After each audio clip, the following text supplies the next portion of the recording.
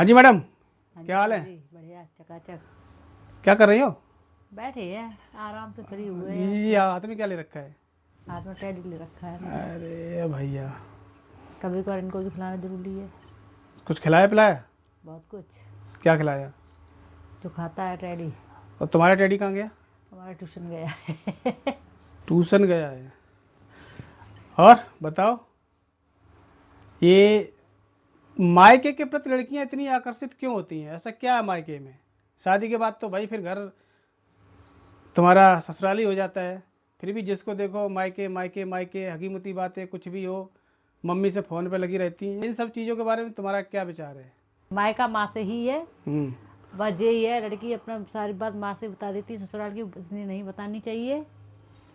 क्यों क्यों नहीं बतानी चाहिए भाई? ये तो कुछ माँ है। बात पर्सनल होती है ससुराल की, हर चीज़ माँ को नहीं बतानी चाहिए। तो बताती हैं तो उनका क्या करना है भाई? बताती हैं तो फिर घर बिगड़ता है। कैसे घर बिगड़ता है? माँ सपोर्ट नहीं करती, समझ नहीं पाती हैं। माँ कहती है हाँ ससुराल वाले गलत हो, या तो माँ सामने हो, आमने सामने बात हो, तब इसका निर्णय निकले। माँ फोन से सुन लेती बस बेटी के बारे में, ससुराल ना सास की सुने ना दामाद की सुने, अपनी क्या बिटिया ने बस सास ना दामाद की बताई ना सास ससुर की बताई, तो ऐसा क्या पता चलेगी। या अच्छा, आओ अगर बैठो। अगर लड़की फ़ोन करके माँ से कुछ बोल भी देती है उल्टा सीधा ससुराल के बारे में, तो माँ का क्या फ़र्ज बनता है? माँ का फर्ज बनता है पहले दोनों की बात सुने।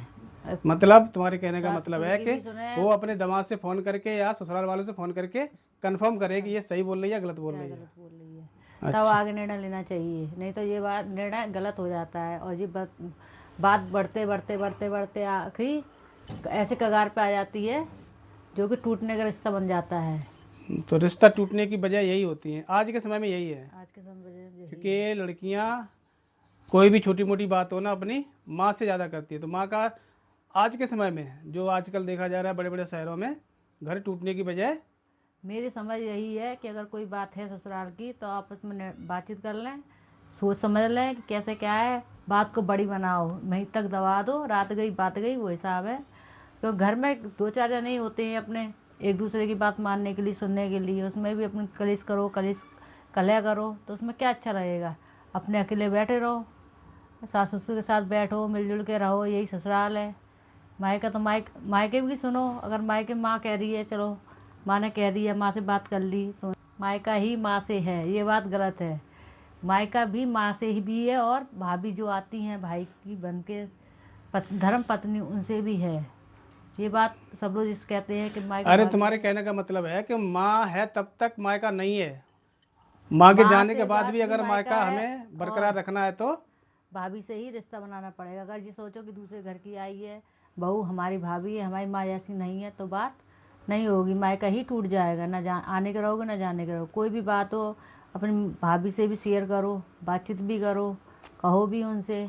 और अगर नंदपन दिखाओगे या भाईपन दिखाओ, देवरपन दिखाओ, तो उससे नहीं चल पाएगा रिश्ता। हम मान लो कि नंद सही है, सबको सही कर रही हो, भाभी वो ही नहीं समझ रही, तब? तो भाभी को समझाओ, उनसे भी ऐसा दिखाओ, जताओ कि आप भी किसी के घर की नंद हो, आपकी भी भाभी है। अगर आप भी नंदपना दिखाओगे तो कैसे काम चलेगा। मिलजुल के ही काम करना चाहिए नंद को। भाभी को भी नंद से मिल के बात करनी चाहिए, नंद को ही भाभी से मिल के ही साथ, तभी ये रिश्ते चल पाते हैं, नहीं तो आगे चल के ये रिश्ते टूट जाते हैं। आजकल एक नई फैशन चली गई कि नंदे जाती हैं ना मायके में, तो आराम से सोफा पे बैठ गई, गद्दा पे लेट गई।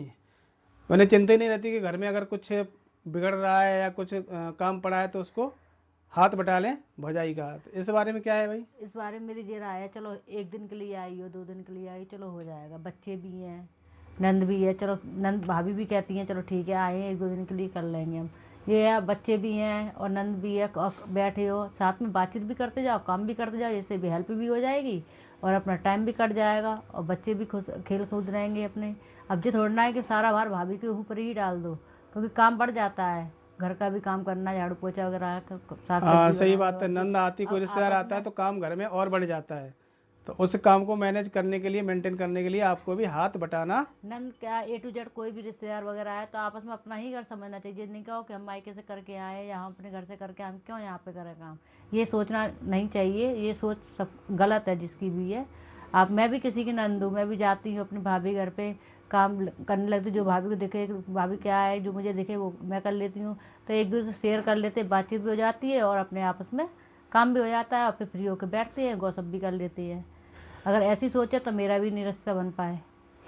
अच्छा, तो नंद भौजाई की अगर बाई चांस खटपट हो गई, थोड़ा मनमुटाव हो गया या फिर अ, खींचतान हो गई, तो इसमें क्या एक दूसरे से बुराई बांध लेनी चाहिए, बातचीत नहीं करनी चाहिए, या कितनी देर तक ये गुस्सा होने चाहिए एक दूसरे से? जी गर्मा गर्मी शुरू शुरू में तो रहती है, चलो एक दिन हो गई, रात हो गई, दूसरे दिन हो गई, तो तीसरे दिन खुद सोच लो अरे रात गई बात गई। अगर ऐसी बात को अगर तो हम करे रहेंगे कि वो हमसे बात पहले करे या हमने कुछ नहीं कहा या उनने कुछ कहा, तो इससे बात और बढ़ जाती है।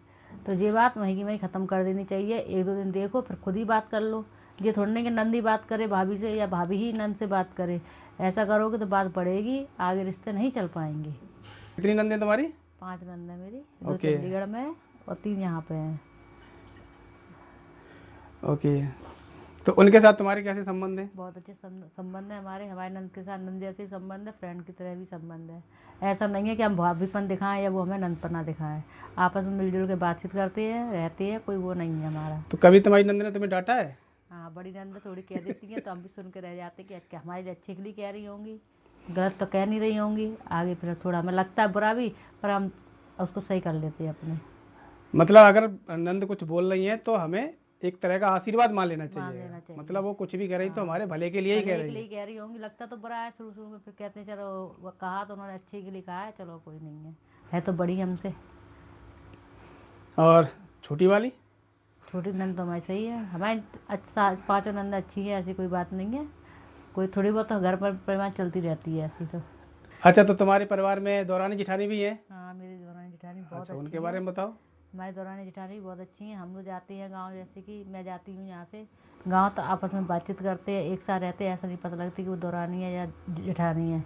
ना कभी जेठानी ने हमें जेठानीपन दिखाया उन्होंने। आपस में मिल जाते हैं या बातचीत करते हैं। खाना पीना हो तो एक साथ बनाने बैठ जाते हैं, एक खाना बना रहा है, एक परस रहा है, एक खिला रहा है, ऐसा करते हैं। कभी भी ये नहीं हुआ एहसास कि हमारी जेठानी है या हमारी दौरानी, मिलजुल के सहेली की तरह ही काम करते हैं। अच्छा, तुम दिल्ली से जाती हो तो तुम्हें लगता नहीं कि हमें दिल्ली से गए तो हमें बैठ के खाना चाहिए? नहीं, हमें नहीं लगता। तो तुम क्या सारे काम करती हो? नहीं, हमें ये लगता है आपस में हम गए तो बैठ के थोड़ा ना खाएंगे। हाँ, चाहिए पानी आने दे देती, फिर हम भी साथ में लग जाते हैं उनके साथ। मतलब हमें खुद बर्तन भाड़े बैठना धोना, अच्छा ही झाड़ू लगता है। झाड़ू पोछा करना, ये सारे काम मिल बांट के ही होते बांट के हैं। होते हैं, हमें बैठना खुद अच्छा खाना भी लगता है। साथ में मिलके बनाते हैं। बनाती है, ऐसी कोई बात नहीं है। ओके। इसलिए कहते हैं आपस में एक साथ ही रहना चाहिए। घर परिवार एक साथ ही होना चाहिए। मायके में भी माँ से मायका है, पर सबकी सोच गलत है। ये माँ से भी मायका है, भाभी से ही मायका है। अगर भाभी को समझो कि भाभी हैं, अगर ऐड दिखाओ कि हम नंद हैं, तो उनके भी मायका नहीं रहेगा फिर। इसलिए कहते हैं मायका भाभी से भी है और माँ से भी है। ससुराल में भी सबसे मिलजुल के रहो, तभी ससुराल है सुखी सार, आराम से अच्छा लगता हाँ, है। तो लड़की की केयर तो उसका भाई सबसे ज़्यादा करता है ना। शादी से पहले तो वो केयर करता ही करता है। उसके बाद जब शादी के बाद माँ बाप चले जाते फिर उसकी जिम्मेदारी निभाते ही निभाता है। तो वो भाई भी मतलब उसी लिमिट तक निभा पाएगा, क्योंकि उसकी भी कुछ जिम्मेदारी बन जाती है शादी के बाद। हाँ, हम समझ सकते हैं कि हाँ भाई की भी जिम्मेदारी हो जाती है शादी के बाद अपनी बीवी के प्रति, बच्चे के प्रति, दोनों तरफ ही देखना चाहिए।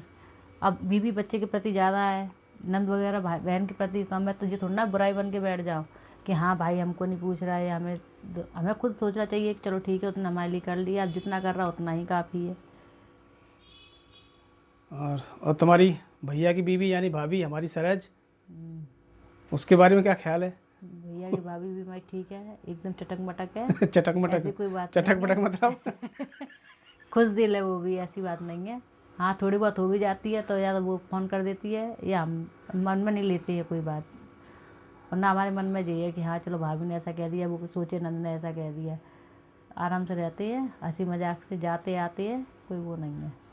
ना भाभी भाभी की तरह रहे, ना नंद नंद की तरह रहते, फ्रेंड की तरह रहते हैं हम लोग। तो इसी के साथ आज का ब्लॉग यही समाप्त होता है। सही सीख ये है कि मायका माँ से भी है और भाभी से भी है। आगे चल के हमें भाभी ही रिश्ता चलाएगी, भाई ही रिश्ता चलाएगा। जो भी गलत फहमी हो तो सीधे अगर कोई बात हो आपको लगे तो फ़ोन से कंफर्म कर लो, या सामने ही कोई बात हो तो कंफर्म कर लो, भाभी आपने ऐसा कहा, या भाभी नंद से पूछ ले कि आपने ऐसा कहा, तो रिश्ते मतलब जो भी है आमने सामने बात कर लो, किसी के बहकावे में मत आओ। बताओ। हाँ जी। मेरे कहने का मतलब ये है, किसी के बहकावे ना हो। अगर रिश्ता चलाना है तो सोच समझ के, किसी की बातों पे ना हो, ज़्यादा जल्दी गर्म ना हो।